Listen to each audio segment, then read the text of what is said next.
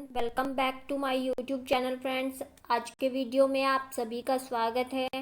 और फ्रेंड्स, आज के वीडियो में हम लोग बीएड सेकेंड ईयर का जो अपकमिंग एग्ज़ाम है, जो कि 3 जुलाई को प्रस्तावित है सीसीएस यूनिवर्सिटी में, उसमें जो लास्ट ईयर 2022 में नई तालीम का क्वेश्चन पेपर आया था उसको डिस्कस करेंगे। और यहाँ पे हम एग्ज़ाम पेपर का कंप्लीट एनालाइज करेंगे कि किस तरह का एग्ज़ाम का पैटर्न रहता है और किस किस तरह के कितने कितने मार्क्स के क्वेश्चन आपसे पूछे जाते हैं। इसके साथ ही previous year question paper most important होता है, तो वो आपको सॉल्व करके जरूर जाना चाहिए।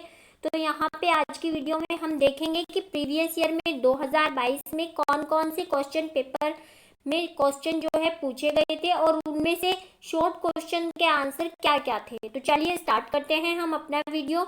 तो सबसे पहले आप लोग देख सकते हैं कि ये एग्ज़ाम पेपर जो है वो 2022 का है, जो कि जून में कंडक्ट करवाया गया था। इसका कोड आपका E304 है। और यहाँ पे जो है आपको सारे ही सेक्शन अटेम्प्ट करने हैं एज पर गिवन इंस्ट्रक्शन, जैसे कि इंस्ट्रक्शंस दिए गए हैं। तो आपका एग्ज़ाम पेपर जो है वो 3 भागों में डिवाइड होता है, जिसमें कि फर्स्ट सेक्शन होता है आपका डिस्क्रिप्टिव आंसर टाइप क्वेश्चंस, जिसमें आपसे लॉन्ग क्वेश्चन आंसर पूछे जाते हैं, जहां पे आपको इंटरनल चॉइस में 3 लॉन्ग क्वेश्चन दिए जाते हैं और एक लॉन्ग क्वेश्चन जो है वो 8 मार्क्स का होता है। यानी 40 मार्क्स के पेपर में से 24 मार्क्स जो हैं वो आपके लॉन्ग क्वेश्चंस के होते हैं। तो इसका मतलब लॉन्ग क्वेश्चन जो है वो सबसे इम्पोर्टेंट पार्ट होता है आपके एग्जाम का। तो चलिए देखते हैं फर्स्ट क्वेश्चन क्या था। फर्स्ट क्वेश्चन था discuss the contemporary relevance of Nai Talim, work education, experiential learning and community engagement according to NCF 2005 and NCF T. तो यहाँ पे फ्रेंड आपको बताना है कि नई तालीम, कार्य शिक्षा, अनुभवजन्य अधिगम एवं सामुदायिक सहभागिता की एनसीएफ और एनसीएफ-टी के अनुसार समकालीन प्रासंगिकता की चर्चा कीजिए।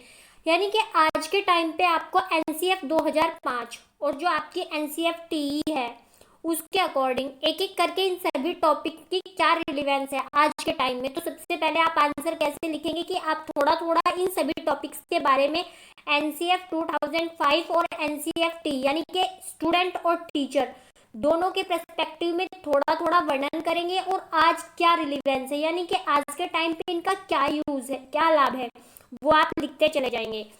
इसके बाद इसकी इंटरनल चॉइस में क्वेश्चन नंबर 2 आ जाता है कि name some programmes run by government for development of literacy, discuss any 2 of them in detail. सरकार द्वारा साक्षरता विकास के लिए चलाए जा रहे कुछ कार्यक्रमों का नाम लिखिए और उनमें से किन्हीं 2 की विस्तृत विवेचना कीजिए। तो फ्रेंड्स, अगर आप एक बेटर आंसर लिखना चाहते हैं तो जो वर्तमान में सरकार द्वारा 2 प्रोग्राम चलाए जा रहे हैं उनकी व्याख्या कीजिए।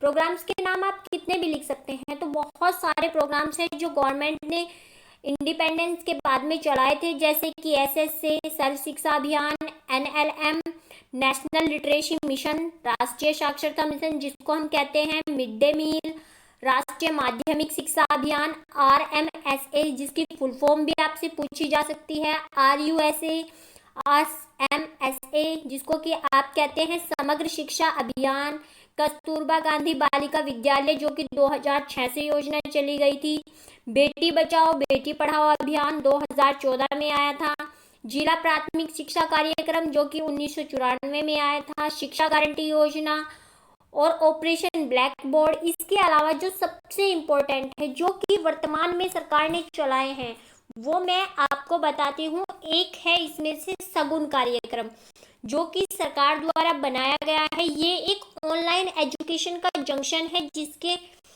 जिसके अंतर्गत जो है शिक्षा को ऑनलाइन जितने भी वर्ल्ड में वेबसाइट से जितने भी टाइप्स ऑफ एजुकेशन है उनको एक जगह पे जोड़ा जाएगा। और शगुन का मीनिंग ही है स और प्लस गुण, यानी स मतलब शाला और गुण मतलब गुणवत्ता। तो ये एक नई योजना है जो कि 28 अगस्त 2019 को लॉन्च की गई है।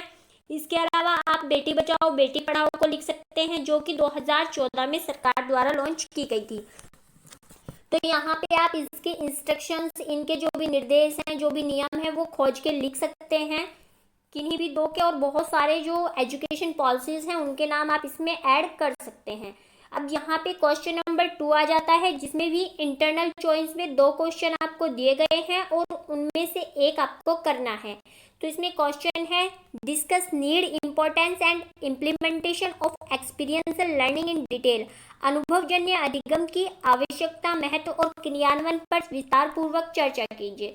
तो फ्रेंड्स देखिए, एक्सपीरियंशियल लर्निंग आपका इसमें बहुत डिटेल से बताया गया है, जो कि स्टूडेंट के एक्सपीरियंसेस पे बेस होता है। और यहाँ पे कोल्ब का एक्सपीरियंशियल लर्निंग जो है वो आप एक्सप्लेन कर सकते हैं। कोल्ब की जो एक्सपीरियंशियल लर्निंग है ये नई तालीम में दिया गया है, जिसमें कि कुछ 4 अवस्थाएं होती हैं आपकी: कॉन्क्रीट एक्सपीरियंस, रिफ्लेक्टिव, एब्स्ट्रैक्ट और एक्टिव। तो ये चारों जो है आप अच्छे से लिख सकते हैं। हिंदी में भी बता देती हूँ, मूर्त अनुभव की अवस्था, चिंतनीय और अमूर्त और संक्रिया प्रयोग। तो ये कुछ 4 अवस्थाएं होती हैं। तो आप इसका एक अच्छा सा डायग्राम बना के अपने पूरे मार्क्स 8 में से 8 इसमें ले सकते हैं। इसका जो सेकेंड आपका चॉइस वाला क्वेश्चन था वो था, explain Gandhiji's model of Nai तालीम इन डिटेल। गांधी जी की नई तालीम के प्रतिमान की विस्तृत व्याख्या कीजिए। तो ये भी एक अच्छा क्वेश्चन है जिसको कि आप एक्सप्लेन कर सकते हैं। तो फ्रेंड्स इसके बाद आता है आपका third question, what are the objectives of work education, explain its social and economic importance. तो कार्य शिक्षा के उद्देश्य क्या है, इसके सामाजिक और आर्थिक महत्व को समझाइए। ये भी इजी क्वेश्चन है जिसको कि आप इन डिटेल विद डायग्राम्स अच्छे से एक्सप्लेन कर सकते हैं। आप पहले कार्य शिक्षा को बताइए, इस कार्य शिक्षा क्या है, फिर उसके ऑब्जेक्टिव जैसे कि बच्चे को आत्मनिर्भर बनाना, उसमें आत्मविश्वास जगाना, उसको कुछ बेसिक जो नीड होती है इंसान की वो फुलफिल करना सिखाना, उसको शर्म का महत्व समझाना कि एटलीस्ट वो अपने लिए तो काम कर सके, उसमें आलस की भावना ना हो, बच्चे को एक्टिव बनाना और उसको भावी जीवन के लिए तैयार करना, उसके कौशल में जो है वृद्धि करना कि कल को एजुकेशन लेने के बाद उसको कोई काम ना मिले तो वो अपनी स्किल के बेस पे कुछ ना कुछ अपनी आजीविका कमा ले। और यही इन्हीं में आपके इसके सोशल और इकोनॉमिक जो इम्पोर्टेंस है वो भी शामिल हो जाती है। इसमें सेकेंड क्वेश्चन आपसे पूछा गया था, how community engagement can be increased in teacher education through नई तालीम एंड एक्सपीरियंशियल लर्निंग। शिक्षक शिक्षा में नई तालीम एवं अनुभवजन्य सिद्धांत द्वारा सामुदायिक सहभागिता को किस प्रकार बढ़ाया जा सकता है। तो यहाँ पे आपको टीचर्स एजुकेशन के बारे में बात करनी है। टीचर्स एजुकेशन में बताना है कि जो कम्युनिटी इंगेजमेंट है इसको आप कैसे इंक्रीज कर सकते हैं टीचर्स की एजुकेशन में, और उसकी रिलेवेंस जोड़नी है आपको नई तालीम और आपके एक्सपीरियंशियल लर्निंग से। तो ये भी बहुत इजी टू अंडरस्टैंड क्वेश्चन है। आप पहले क्वेश्चन को अंडरस्टैंड करेंगे, बाद में आप इसको बहुत अच्छे से एक्सप्लेन कर सकते हैं। अब हम आ जाते हैं सेक्शन बी पर, जहाँ पे आपसे शॉर्ट आंसर क्वेश्चंस पूछे जाते हैं। और यहाँ पे आपको 8 क्वेश्चन पूछे जाते हैं और 4 आपको करने हैं। देखिए फ्रेंड्स, सीसीएस यूनिवर्सिटी के एग्जाम पेपर में आपको हमेशा इंस्ट्रक्शन ध्यान से पढ़ने हैं, क्योंकि कई बार ये लोग क्वेश्चंस को इंक्रीज भी कर देते हैं। शॉर्ट और वेरी शॉर्ट को लॉन्ग तो 3 ही रहते हैं, और कई बार जो है इनको डिक्रीज भी कर देते हैं। लास्ट ईयर असेसमेंट के पेपर में बच्चों के साथ ऐसा ही हुआ था। तो यहाँ पे आपको 4 क्वेश्चन करने हैं, जिनमें से फर्स्ट क्वेश्चन है, describe the limitations of constructivism. रचनात्मकवाद की सीमाओं का उल्लेख कीजिए। कंस्ट्रक्टिविज्म किसने दिया था? जॉन डीवी ने। और यहाँ पे 5E का कॉन्सेप्ट जो है वो वर्क करता है। सेकेंड क्वेश्चन है, write skills related to work education. कार्य शिक्षा से संबंधित कौशल लिखिए। तो बहुत सारे कौशल इसमें आ जाते हैं। राइट शॉर्ट नोट ऑन सर्व शिक्षा अभियान। तो यहाँ पे आपको सर्व शिक्षा अभियान पर संक्षिप्त टिप्पणी लिखनी है। इस पे आप संक्षिप्त टिप्पणी लिख सकते हैं आराम से, इसके बारे में एक्सप्लेन करते हुए। Right characteristics of basic education. Basic education की विशेषताएं आपको बतानी है। इसके बाद question number 5, right importance of parent teacher association, यानी कि अभिभावक और शिक्षक के संघ के महत्व को लिखिए। तो ये बहुत अच्छा क्वेश्चन है, क्योंकि अगर टीचर और स्टूडेंट के जो पेरेंट्स हैं उनमें एसोसिएशन होगा तो बच्चे की जो प्रगति है, जो बच्चे का डेवलपमेंट है, वो बहुत अच्छे ढंग से हो सकता है। तो इसको आप बहुत अच्छे से एक्सप्लेन करते हुए लिख सकते हैं। Why field engagement is necessary for Nai Talim. नई तालीम के लिए क्षेत्र व्यवस्था क्यों आवश्यक है? भाई हम नई तालीम के थ्रू बच्चे को देना चाहते हैं स्किल एजुकेशन। और स्किल एजुकेशन हम तभी देंगे जब हम अपने क्षेत्र में चल रहे जो डिफरेंट डिफरेंट वर्क्स हैं, जो डिफरेंट डिफरेंट स्किल्स हैं, उनको जो है अपनी एजुकेशन से जोड़ेंगे। तो ये इसलिए इम्पोर्टेंट है। What is the role of school engagement committees in community engagement? सामुदायिक सहभागिता में विद्यालय प्रबंध समितियों की क्या भूमिका है? तो ये भी कुछ इसी तरह का क्वेश्चन है। इसको आप पहले विद्यालय की जो प्रबंध समितियां हैं उनके बारे में जानेंगे। एसएमसी है जो कि आपके एनसीएफ 2005 में वर्णित है, और इसके बारे में पूरा का पूरा एक क्वेश्चन अलग से बनता है कि एसएमसीज क्या होती हैं और फिर उनको कम्युनिटी से कैसे जोड़ना है, वो आपको पता चल जाएगा, क्योंकि एसएमसी में कम्युनिटी के ही जो मेंबर्स हैं वो उसके मेंबर्स बनते हैं। Question number 8, right pedagogical importance of work education. Work जो कार्य शिक्षा है उसका आपको शिक्षा शास्त्रीय महत्व लिखना है। तो यहाँ पे इसको पेडागोजी से आपको जोड़ना है। अब आ जाते हैं हम सेक्शन नंबर सी पर, जहाँ पे आपसे पूछे जाते हैं very short answer type questions. और इसमें जो है डिफरेंट टाइप ऑफ क्वेश्चन पूछे जाते हैं, one liner, fill in the blank, objective type, multiple choice, ये सभी तरह के क्वेश्चन इसमें पूछे जाते हैं। और इस सेक्शन में आपके होते हैं 10 क्वेश्चंस, जिनमें से आपको 8 क्वेश्चंस के जो हैं वो आंसर करने होते हैं, और ईच क्वेश्चन जो है वो 1 मार्क का होता है। तो चलिए देखते हैं very first question, work education connects school and what? तो कार्य शिक्षा जो है स्कूल और क्या यानी कि एजुकेशन और किसको जोड़ती है? ये समुदाय को जोड़ती है, एजुकेशन और समुदाय को, यानी कि school and community. Second question आ जाता है, what is the full form of RUSA? ये मैंने आपको अभी बताया है। RUSA का फुल फॉर्म होता है राष्ट्रीय उच्चतर शिक्षा अभियान, और ये एक योजना है जो कि 2013 में लागू की गई थी। नेक्स्ट क्वेश्चन है, who has written the book pedagogy of freedom? तो पेडागोजी ऑफ फ्रीडम पुस्तक जो है ये किसने लिखी है? ये लिखी है आपकी पाउले फ्रेरे ने। और पाउले फ्रेरे ने 2 पुस्तक लिखी हैं। तो यहाँ पे इनकी एक पुस्तक हो जाती है पेडागोजी ऑफ फ्रीडम, और दूसरी हो जाती है द पेडागोजी ऑफ ऑप्रेस्ड, यानी उत्पीड़ितों का शिक्षा शास्त्र। कई बार इसको पीड़ितों का शिक्षा शास्त्र भी कहा जाता है। इसके बाद का क्वेश्चन आ जाता है आपका क्वेश्चन नंबर 4। क्वेश्चन नंबर 4 में आपसे पूछा गया है डिफाइन लेबर, यानी कि श्रम को परिभाषित कीजिए। तो श्रम एक ऐसा शारीरिक या मानसिक कार्य होता है जो कि हम आजीविका या फिर आय प्राप्त करने के उद्देश्य से करते हैं। ये आप लिख सकते हैं।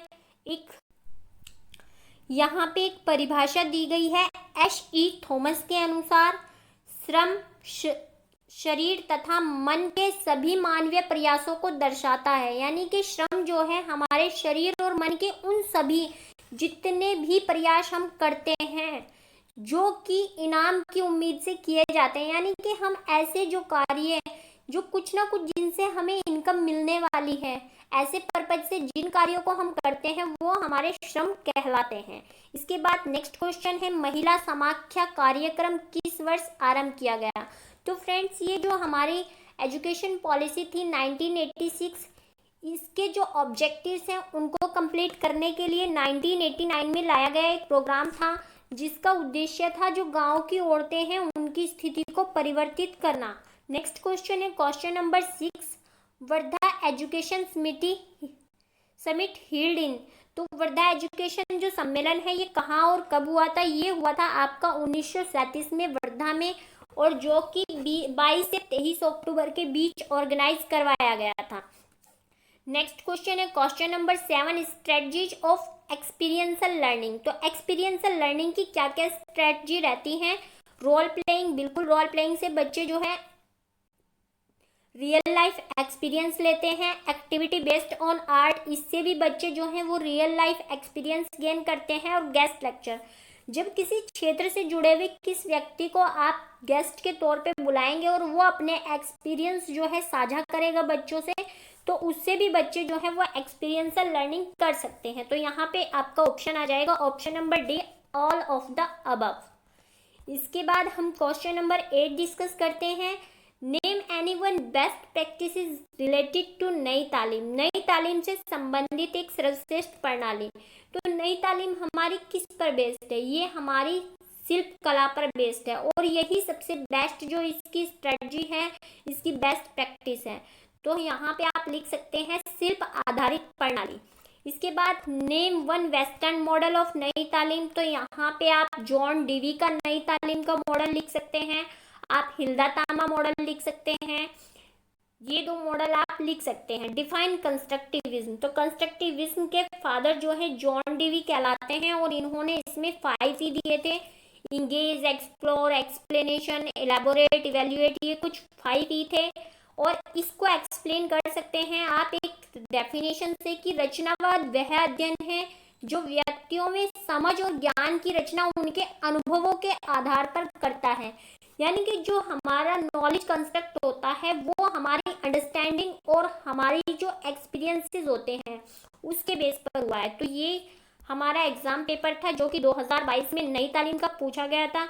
तो फ्रेंड्स आज की वीडियो में इतना ही, मिलते हैं नेक्स्ट वीडियो में नई तालीम के प्रीवियस ईयर के वेरी शॉर्ट क्वेश्चन आंसर्स के सॉल्यूशन के साथ। इसके अलावा फ्रेंड्स अगर आप इस क्वेश्चन पेपर का पीडीएफ प्राप्त करना चाहते हैं तो आप डिस्क्रिप्शन बॉक्स में दिए गए टेलीग्राम लिंक पर क्लिक करके वहां पे जुड़ सकते हैं। वहां पे आपको सेकेंड ईयर से रिलेटेड सारे नोट्स दिए गए हैं। इसके अलावा अलग अलग सब्जेक्ट की प्लेलिस्ट भी है जो कि आप यूनिट वाइज अपना कंप्लीट रैपिड रिवीजन कर सकते हैं। Thanks for watching the